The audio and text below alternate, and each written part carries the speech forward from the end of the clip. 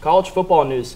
Tennessee's wide receiver coach Zach Azzanni has left college football. He is now a receivers coach for the Chicago Bears. It's a big blow for Tennessee. Yeah, big blow. Azzanni is a great recruiter for the UT staff. He's done a great job with developing some of our wide receivers, like Josh Malone. It's gonna be drafted. It's gonna be hard, especially since we have to get another wide receiver coach to fill in his role and implement things with our wide receiver core, especially since we got so many newcomers coming in. However, let's move into breaking news with Ole Miss. It would be unfair to talk about college football right now without talking about Ole Miss. We can't not talk about Ole Miss and the allegations against them. Would you want to tell them a little bit about what's going on, man? Ole Miss has self-imposed a one-year postseason ban after more allegations about Hugh Freeze's staff have emerged.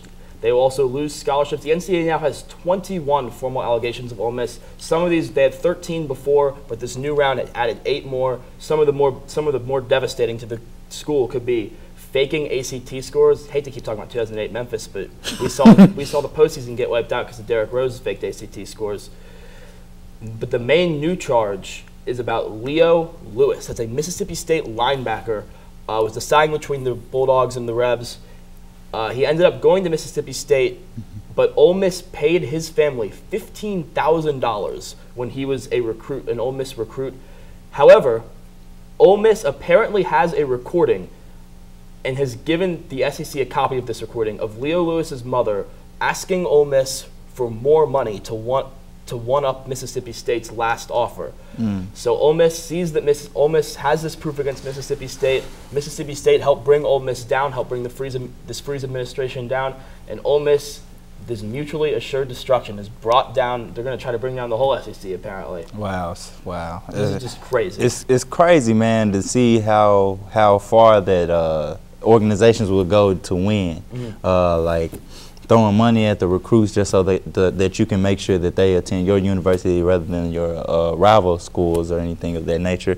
And I believe that the coach, as well as the coaching staff, should be held responsible for this because, of course, they've been had to been doing this for a good amount of time, and been sweeping it under the rug at the same time. What do you think that they should do as far as steps of maybe like firing Hugh Freeze or other? I think you have to fire Hugh Freeze. My former gym teacher, Coach Steve Williford from White Station High School, said when Hugh Freeze coached at Briarcrest in Memphis, Coach Freeze was a cheater at Briarcrest, and he's a cheater at Ole Miss. He brought his ways. He just cheating all through the NCAA, huh?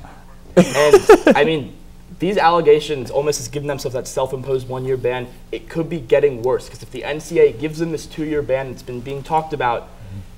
That would be catastrophic for them. A 2-year postseason ban, the NCAA rules say because this isn't the player's fault, it's the coach's fault. Players are free to transfer.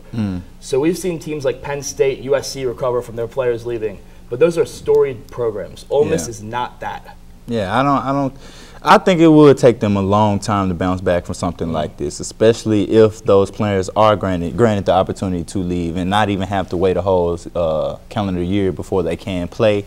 It could be very diminishing for their program. But hey, we'll be right back after this commercial break to talk about some NBA trade deadline review.